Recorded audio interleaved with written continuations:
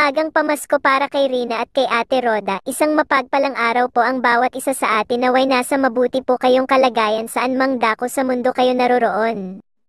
Huwag po nating kalimutang suportahan ang mag-amang Good Samaritan Kuya Val Santos Matubang, Kalingap Rab at Ate Edna Vlogs. Sila ang Matubang family na handang tumulong sa mga kababayan nating mahihirap.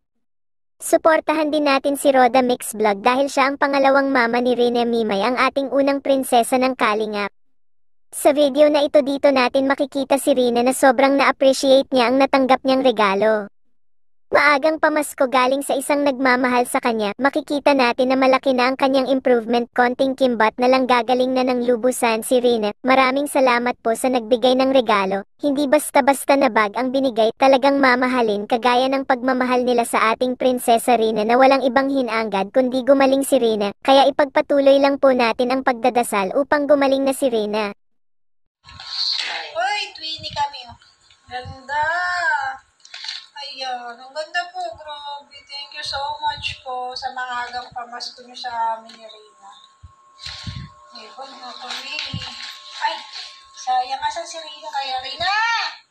Pitakan ko din. Nagpapabili po kasi si Rina ng pitaka sa akin ng isang araw. Si Rina bumaba, ayan, ito yung bag po na regalo niyo. Magpasalamat ka sa nagbigay ng bag. Siya po. Ay, may wallet yan.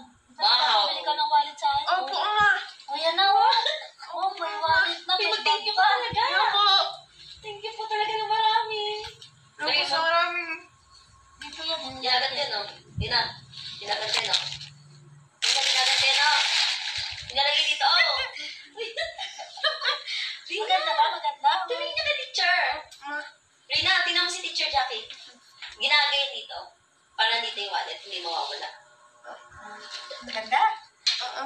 Merry Christmas, sabihin mo. Yung wallet yung... Wallet lang ka na kinuha. Wallet lang ang gusto mo? Oo. Eh, ito? Itago ko lang. Eh, ikaw na magtago. Magpasalamat ka na at mag-end na ako. Salamat po. Merry Christmas po. Merry Christmas po.